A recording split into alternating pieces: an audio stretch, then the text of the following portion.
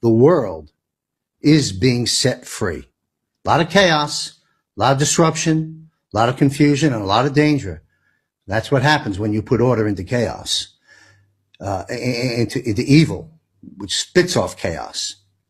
Patriots, Anons, and digital soldiers, the storm is here. And it's not what the fake news peddlers want you to believe. This isn't speculation. This is the real-time takedown of the global cabal, and it's happening right now, the very beginning of 2026. The deep state puppets are crumbling. Their financial empires are collapsing under the weight of their own lies. Silver is surging like never before. The shorts are getting wrecked. Banks are panicking, and the precious metals reset is signaling the end of their fiat slavery system. Our commander-in-chief, President Donald J. Trump, the military, and its global alliances, the White Hats, are in full control, executing the final phases of the plan that's been in motion since the awakening began. That doesn't mean we rest on laurels. We're not out of the woods yet. The war is still ongoing. But Iran is boiling over with unrest, not random chaos, but orchestrated exposure of the globalist networks pulling the strings in the Middle East. It's all connected. The same forces that locked us down, poisoned populations with experimental jabs, and stole elections will soon be facing military tribunals. Mass arrests are ramping up. High-profile traders, corrupt politicians, big pharma execs, and central bankers are being rounded up behind the scenes as we speak. Is Gitmo at capacity? Are new facilities for processing coming online? We'll be exploring this and more in just a moment. Common law is returning. Sovereignty is being restored, and the people all over the world are rising. This is the shift from cabal control to white hat dominance. The matrix is glitching, the veil is lifting, and the great awakening is turning into the great reckoning. We warned you years ago, many of us warned you years ago, about the bioweapons, the election fraud, the child trafficking rings run by the, quote, elites. We were called crazy conspiracy theorists. Now the proof is undeniable, and the normies, or the target audience, if you will, are starting to see it too. Trust the plan. It's being executed with military precision.